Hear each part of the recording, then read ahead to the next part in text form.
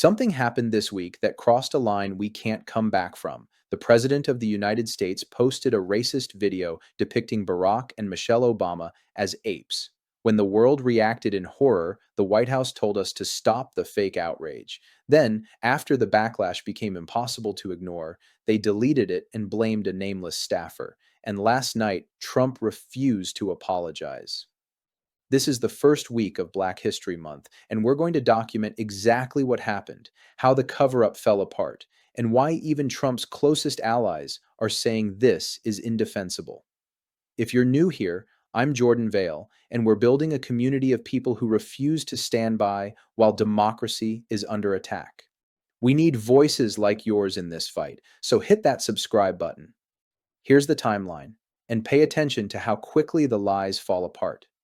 Late Thursday night last week, Donald Trump posted a video to Truth Social. It was about 1 minute long. The video started with conspiracy theories about the 2020 election, claiming widespread voter fraud. Then, at the 60-second mark, the video showed something else. Out of respect for the Obamas, we're not going to show you this footage, but I'm going to describe what the President of the United States posted to his social media account. The video depicted Barack and Michelle Obama with their faces superimposed on the bodies of cartoon apes. The song "The Lion Sleeps Tonight" played over the imagery.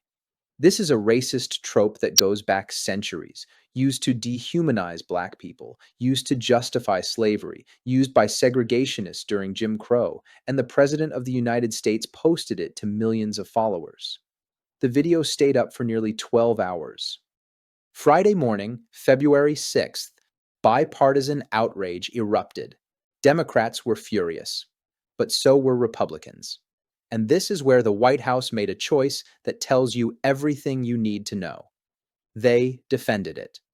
White House Press Secretary Caroline Leavitt sent a statement to the press. She said, "This is from an internet meme video depicting President Trump as king of the jungle and Democrats as characters from Lion King. Please stop the fake outrage and report on something today that actually matters to the American public." Stop the fake outrage. That's what the White House said when confronted with the president posting a video depicting the first Black president and First Lady as apes. They stood by it. They defended it. They told America to move on. But the pressure kept building. Democrats were calling it out. Civil rights organizations were issuing statements. And then Republicans started speaking up. Representative Mike Lawler from New York said, "The president's post is wrong and incredibly offensive, whether intentional or a mistake, and should be deleted immediately with an apology offered." Senator Roger Wicker from Mississippi said it was totally unacceptable and the president should apologize. Representative Brian Fitzpatrick from Pennsylvania demanded a clear and unequivocal apology. Senator Katie Britt from Alabama said it should never have been posted, that this is not who we are. These are Republicans, Trump's own party, and they were horrified. But the most important reaction came from Senator Tim Scott of South Carolina. Tim Scott is the only Black Republican in the United States Senate. He's one of Donald Trump's closest allies. He's the chairman of the National Republican Senatorial Committee. When Trump needed someone to defend him on race issues, he called Tim Scott. And Tim Scott said this, praying it was fake because it's the most racist thing I've seen out of this White House. The most racist thing I've seen out of this White House. That's Trump's own ally, a Black Republican senator who has defended Trump repeatedly, and even he couldn't stomach this. By Friday midday, the White House realized they had a problem. The post was suddenly deleted from Trump's Truth Social account, and the White House changed their story.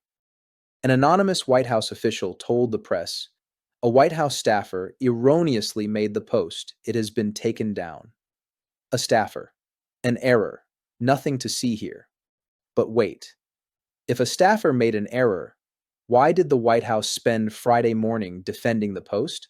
Why did Caroline Leavitt tell reporters to stop the fake outrage if nobody at the White House had seen it or approved it? The cover-up was already falling apart.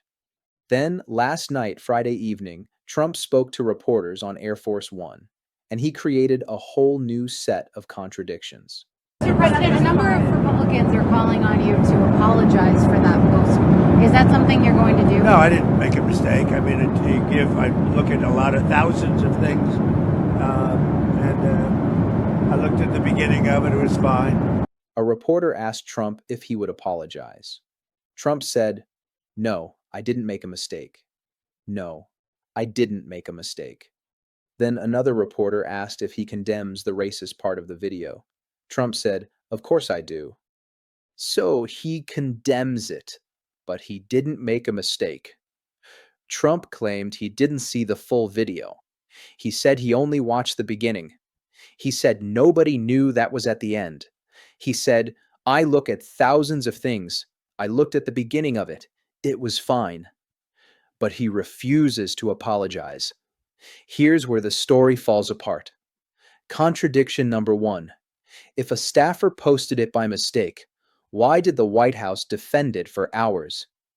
Caroline Leavitt didn't say, "We're investigating." She didn't say, "This wasn't authorized." She told reporters to stop the fake outrage. Someone at the White House knew what was in that video and decided to defend it. Contradiction number two. If Trump didn't see the full video, why is he insisting he did nothing wrong? He's taking ownership.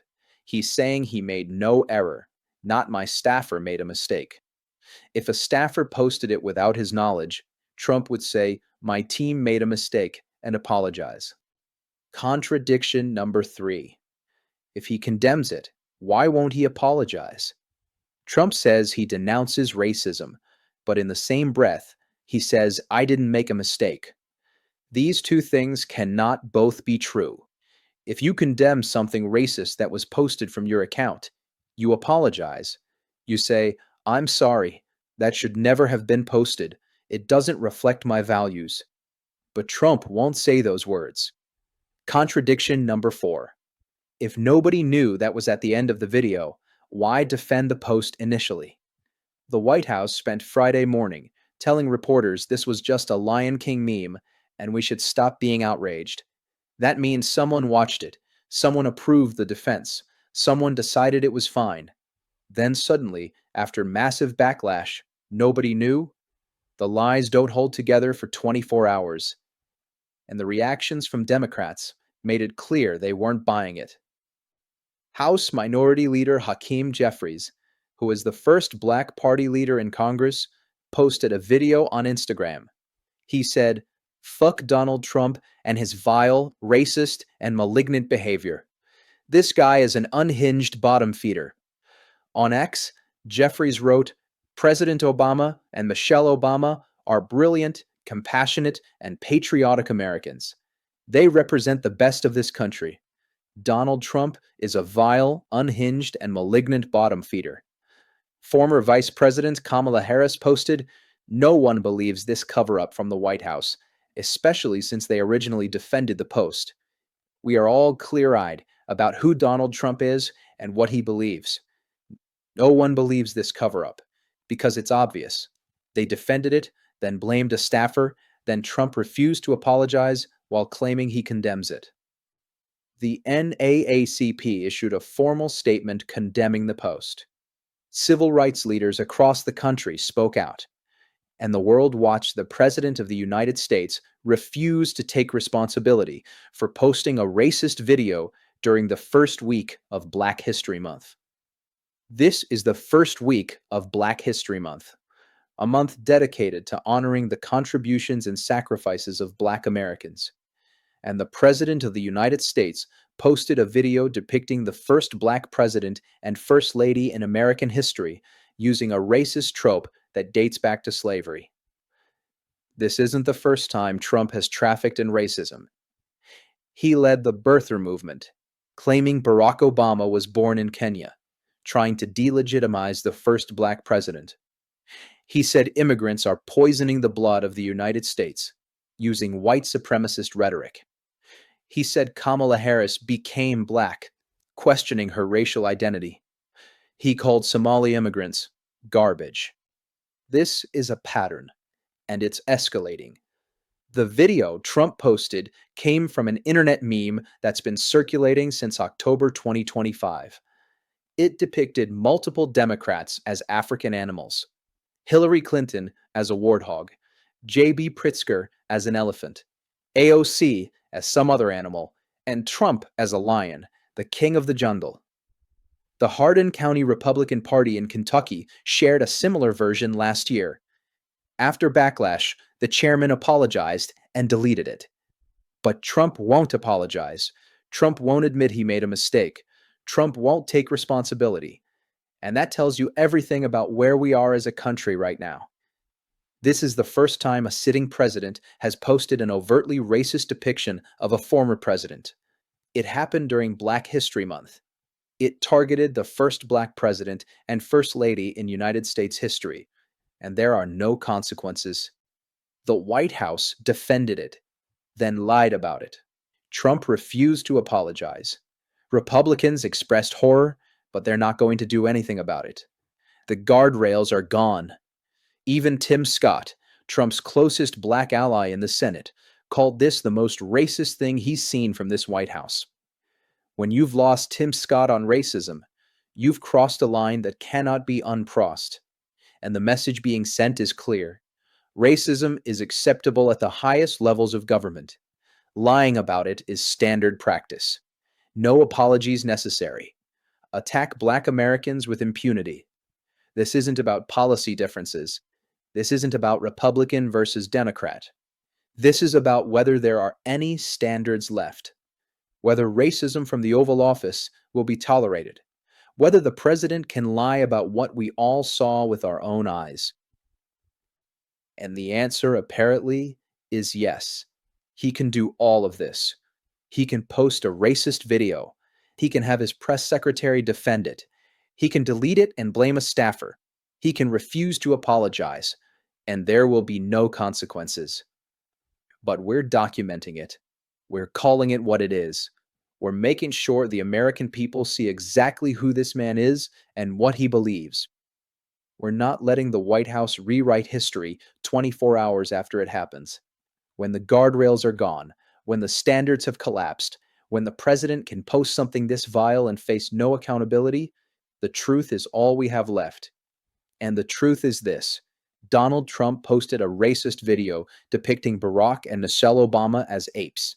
The White House defended it, then they lied about it, then Trump refused to apologize while claiming he didn't make a mistake. Tim Scott called it the most racist thing he's seen from this White House. Hakeem Jeffries called Trump a vile, unhinged bottom feeder. Kamala Harris said no one believes the cover-up, and the NAACP condemned it. This happened during the first week of Black History Month. The first Black president and First Lady were targeted with a racist trope that goes back to slavery, and the current president says he didn't make a mistake. What do you think?